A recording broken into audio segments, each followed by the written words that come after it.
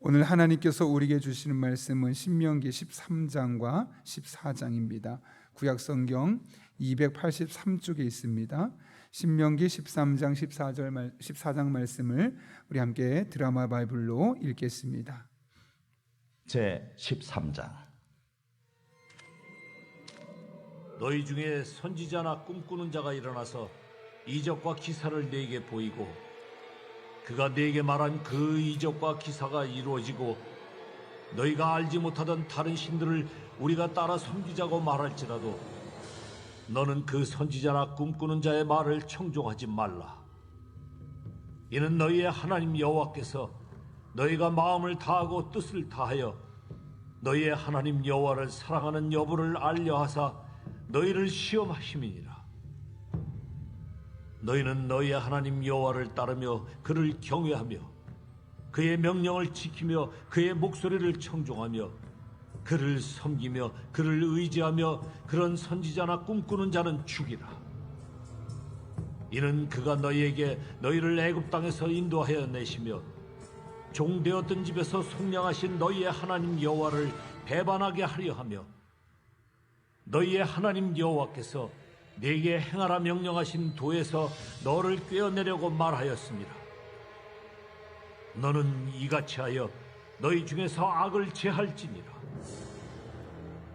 내 어머니의 아들 곧 내 형제나 내 자녀나 내 품의 아내나 너와 생명을 함께하는 친구가 가만히 너를 깨어 이르기를 너와 네 조상들이 알지 못하던 다른 신들 곧 네 사방을 둘러싸고 있는 민족 혹 내게서 가깝든지 내게서 멀든지 땅 이 끝에서 저 끝까지에 있는 민족의 신들을 우리가 가서 섬기자 할지라도 너는 그를 따르지 말며 듣지 말며 긍휼히 여기지 말며 애석히 여기지 말며 덮어 숨기지 말고 너는 용서 없이 그를 죽이되 죽일 때에 내가 먼저 그에게 손을 대고 후에 뭇 백성이 손을 대라. 그는 애굽 땅 종되었던 집에서 너를 인도하여 내신 네 하나님 여호와에게서 너를 꿰어 떠나게 하려 한 자이니 너는 돌로 쳐 죽이라.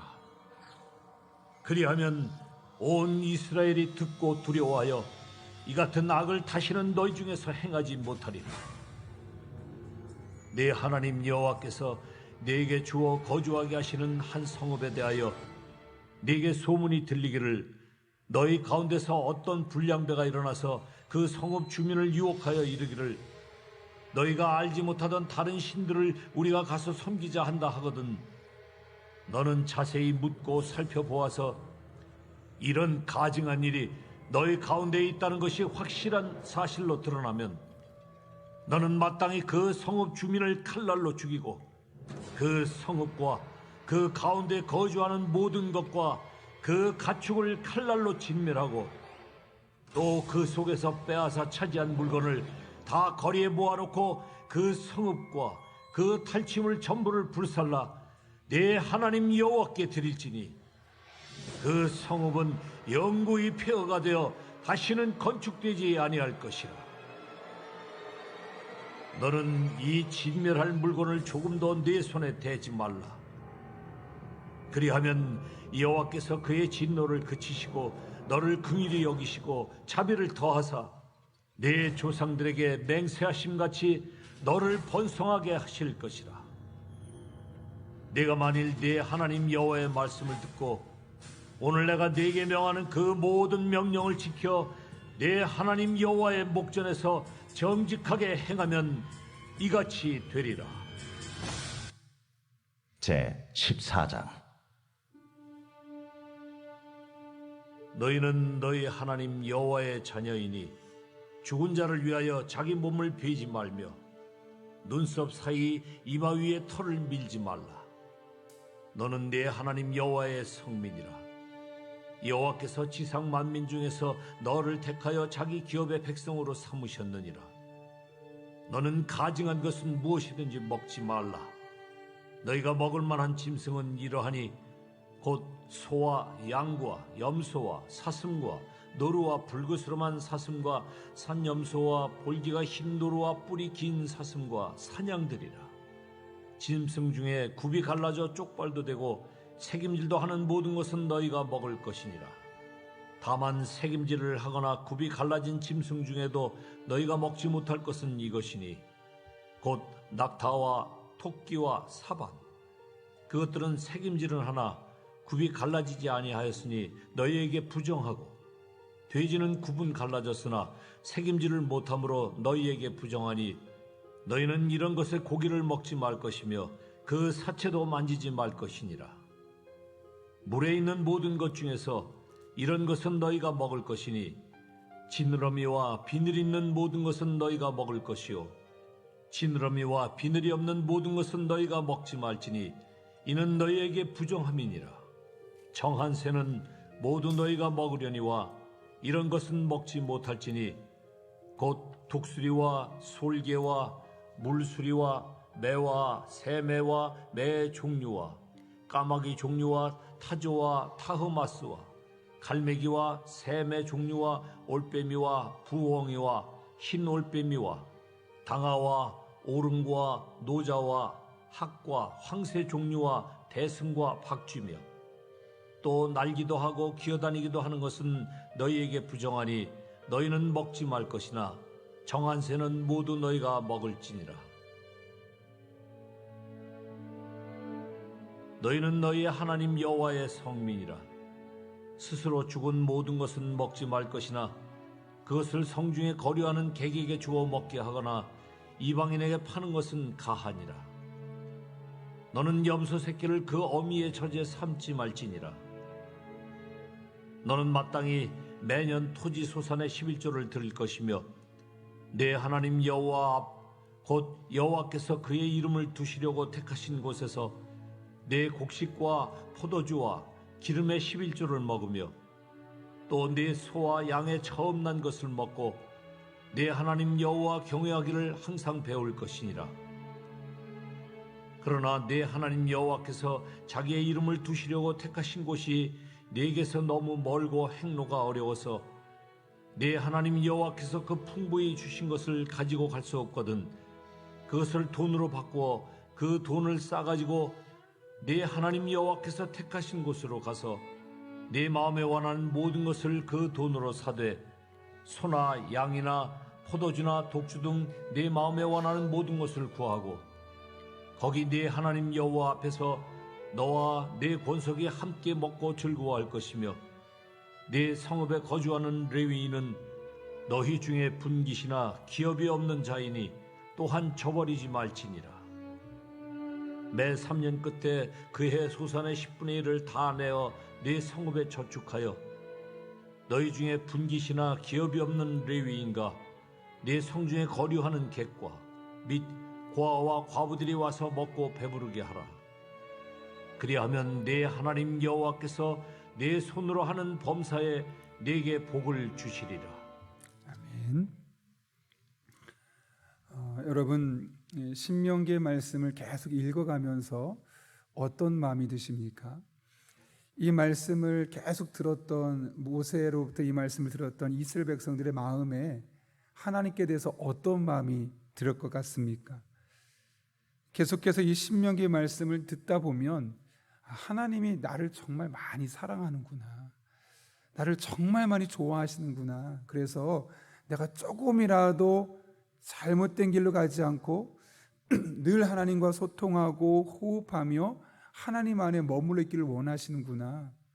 내가 조금이라도 하나님부터 멀어져서 하나님과 상관없는 사람이 되기를 원치 아니하시는구나 라는 것을 깨닫게 됩니다. 물론 이 말씀을 계속 듣다 보면 어떻게 보면 잔소리처럼 들릴 수 있습니다. 비슷한 얘기 했잖아요, 또 하십니까? 이렇게 들릴 수도 있는데, 사실 부모님들이 아이들에게 잔소리처럼 들리는 메시지들을 보게 되면 사실은 잔소리가 아니죠. 사랑의 메시지고 잘 되길 바라는 마음이고 좋은 길에서 벗어나지 않길 바라는 그 마음이 계속되고 반복되다 보니까 그 마음을 온전히 헤아리지 못하는 측면에서 보면 잔소리가 되는 거죠. 그러나 그 마음을 이해하게 될 때는 똑같은 말이 사랑의 메시지가 되는 것을 보게 됩니다. 저는 신명기 말씀을 지금까지 계속 읽어오면서 특별히 말씀을 준비하면서 굳이 이렇게 반복되는 말씀을 계속, 비슷한 말씀을 계속 할까? 참 설교하기 힘들다. 또 이스라엘 백성이 처음에 듣기 얼마나 힘들었을까 하는 생각을 했었는데, 들으면 들을수록 그 하나님의 마음이 절절하게 느껴지는 것 같습니다. 여러분도 그렇지 않습니까? 반복되거나 유사한 말씀들을 계속 하시는 이야기, 그 말씀을 보면서 하나님이 정말 나를 좋아하시긴 좋아하시는가 보구나. 내가 조금이라도 하나님으로부터 멀어지지 않길 원하시는구나. 늘 하나님의 품 안에서 하나님과 영적으로 소통하며 하나님의 자녀로 살아가기를 원하시는구나 라는 것이 깨달아지지 않습니까? 우리 특별히 오늘 말씀을 통해서도 이 같은 사실을 보게 되는데요, 오늘 본문을 보게 되면 이스라엘의 백성들의 신앙을 흔드는, 그들의 신앙을 미혹하는 일들이 다양한 영역에서 일어나고 있음을 보게 됩니다. 본문이 같은 사실을 보여주고 있는데, 특별히 그런 상황 속에서 그것들을 어떻게 이겨내고 지켜내야 될지를 하나님께서 우리에게 말씀하고 있죠. 먼저 13장 1절부터 5절까지 말씀 보게 되면 선지자나 꿈꾸는 자들에 대해서 언급합니다. 그런데 그 선지자나 꿈꾸는 자들은 참 특별한 사람들입니다. 왜냐하면 이 1절에 보게 되면 너희 중에서 선지자나 꿈꾸는 자가 일어나서 이적과 기사를 내게 보이고, 기적을 보여준다는 거죠. 2절 한 번 더 반복합니다. 그가 내게 말한 그 이적과 기사가 이루어지고, 말한 대로 기적이 이루어지는 대단한 사람들입니다. 그런데 문제는 그런 특별한 능력들을 갖고 있었던 사람들이지만, 그들의 문제는 이스라엘 백성들에게 취했던 행동에 있습니다. 2절 끝부분 어떻게 되어 있느냐? 너희가 알지 못하던 다른 신들을 우리가 따라 섬기자고 말할지라도. 이게 무슨 말일까요? 하나님 말고 다른 신들도 있어. 하나님 외에 대책이 다른 곳에 있어. 야, 하나님만 잘 믿는다고 되는 거 아니야. 인맥도 중요하고 열심히 해야 돼. 물론 다 맞는 말인데, 하나님이 가장 중요하고 다른 것들도 필요한데, 야, 하나님만 중요한 게 아니야. 다른 것도 필요해. 같은 말 같죠? 다른 말 같지만 사실 이게 엄밀히 말하면 그 속에 약간 우리를 하나님부터 떠나게 만드는 트릭이 숨어 있는 겁니다. 우리 이걸 잘 분별해야 됩니다. 하나님이 가장 중요한데 다른 것들도 중요하다고 말하는 것과, 하나님도 중요한데 이런 것도 중요해, 그러면서 우리 하나님으로부터 있었던 시선을 다른 데로 옮기게 만드는 것은 잘못된 것인데, 여기 선지자나 꿈꾸는 자들이 그런 일들을 했다는 거죠.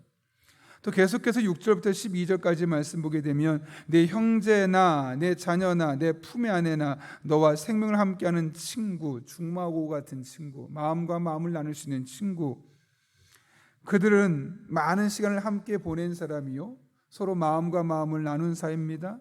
이른바 자신의 인생에서 가장 가까운 사람들, 퍼줘도 아깝지 않은 사람들입니다. 그런데 그들이 어떤 일을 합니까? 6절 보게 되면 가만히 너를 꾀어 다른 신들을 섬기자. 이게 무슨 말일까요? 하나님으로부터 멀어지게 만든다는 거죠. 12절 보면 또 12절 13절에 보면 불량배가 나옵니다. 내 하나님 여호와께서 내게 주어 거주하게 하시는 한 성읍에 대하여 내게 소문이 들리기를 너희 가운데서 어떤 불량배가 일어나서. 여러분, 불량배는 어떤 사람들입니까? 힘으로 압력을 행사하는 사람들입니다. 근데 그들이 그 힘으로 우리에게 뭐라고 합니까? 13절 유혹하여 다른 신들을 섬기자. 그 전에 선지자나 꿈꾸는 자들은 기적을 보여줘서 우리를 미혹하죠. 또 형제나 자녀나 아내 또는 중마고 아주 가까운 사람들은 우리를 또한 꾀어서 하나님으로부터 떠나게 만듭니다. 그런데 여기 불량배들이 힘으로, 야, 너 그렇게 하지 마, 내가 하라는 대로 해 하면서 완력을 행사해서 우리로 하여금 하나님으로부터 떠나게 만드는 겁니다. 이 세 부류의 사람들은 다른 이들에게 강한 영향력을 끼치는 존재들입니다. 그런데 이들의 특징은 한마디로 정리하면 믿음의 사람들을 하나님으로부터 떠나게 만드는 사람들, 오늘 본문의 표현들하면 이스라엘 백성들을 미혹하고 꾀고 현혹시키는 사람들로 나타납니다. 우리 주변에도 보게 되면 이런 사람들이 있죠. 정말 내 인생에 특별한 존재들이 있습니다. 나에게 영적으로 많은 영향력을 주는 사람들이 있을 수 있고, 또 한편은 나와 아주 가까운 혈육 관계에 있어서 다양한 모습으로 나에게 영향을 주는 사람이 있습니다. 때로는 강한 힘으로 어떤 자신이 처해 있는 사회적인 지위에서 우리로 하여금 영향력을 끼칠 수 있는 사람들이 있습니다. 근데 그들이 하는 일들이 뭐냐면, 물론 우리에게 선한 영향력을 주기도 하지만 종종 하나님으로부터 멀어지게 만드는 일들을 하기도 하는 거죠. 굳이 그거 해야 되느냐를 비롯해서 우리를 다양한 모습으로 하나님으로부터 멀어지게 만드는 겁니다. 그런데 그 당시에 이스라엘 백성들에게 이렇게 했던 이들을 하나님이 어떻게 하라고 말씀하십니까? 세 케이스 너무나 동일합니다. 모두 죽이라고 합니다. 하나님께서 이렇게까지 하신 이유가 무엇 때문일까요? 그 이유에 대해서 5절은 이렇게 말합니다. 그런 선지자나 꿈꾸는 자는 죽이라. 이는 그가 너희를 애굽 땅에서 인도하여 내시며 종되었던 집에서 속량하신 너희 하나님 여호와를 배반하게 하려 하며, 너희 하나님 여호와께서 내게 행하라 명령하신 도에서 너를 꿰어내려고 말하였음이라. 너는 이같이 하여 너희 중에서 악을 제할지니라.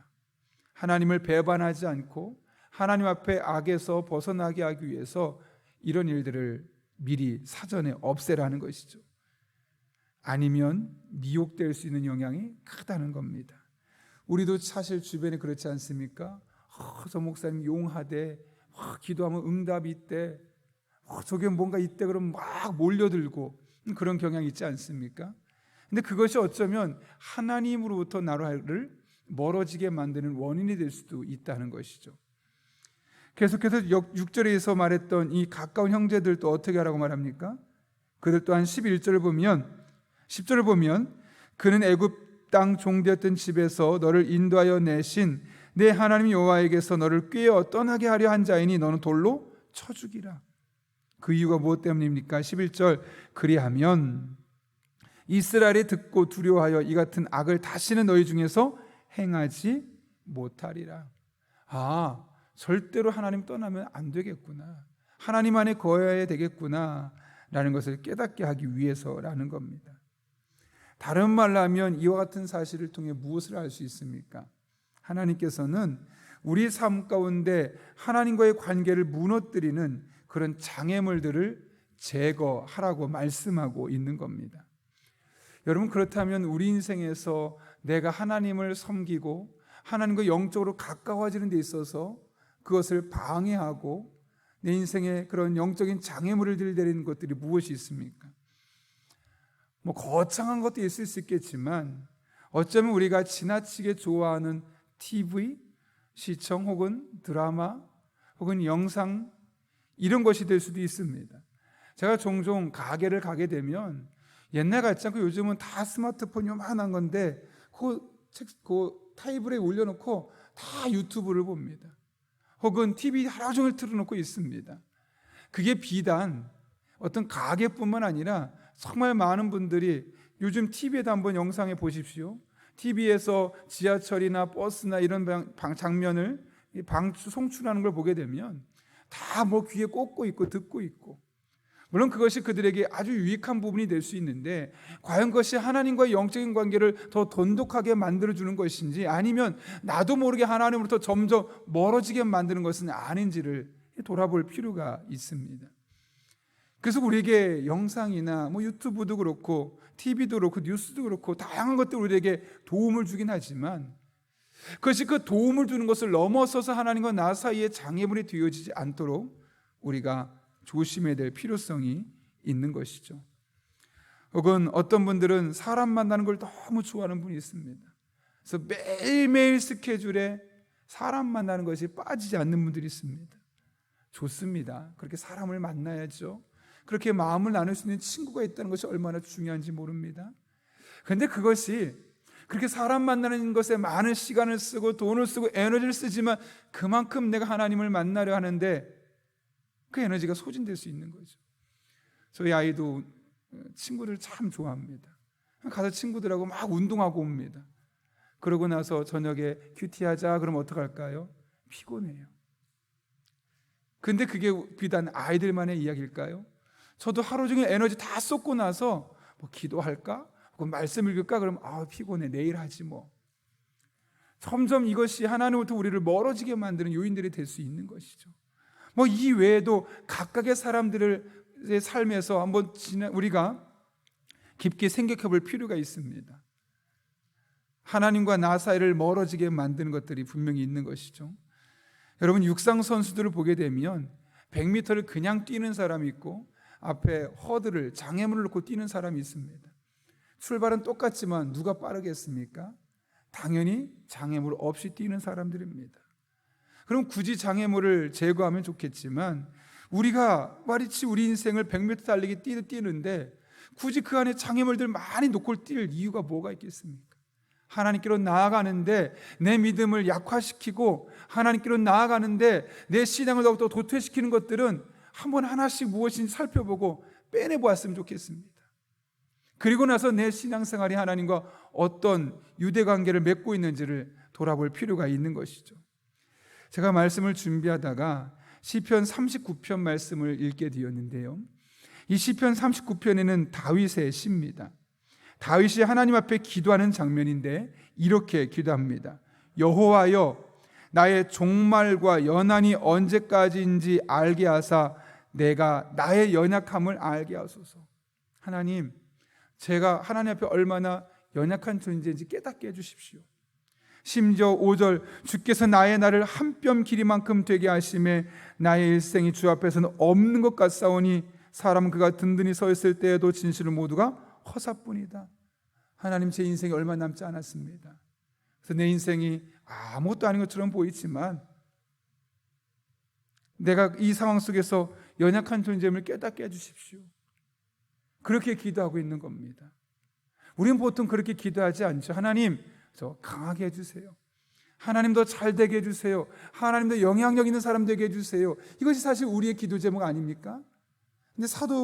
그런데 다윗은 반대로 하나님, 제가 언제까지 살 수 있을지, 제 종말이, 제 연한이 언제까지 알게 해주셔서 내가 정말 연약하구나, 나 무기력한 존재구나.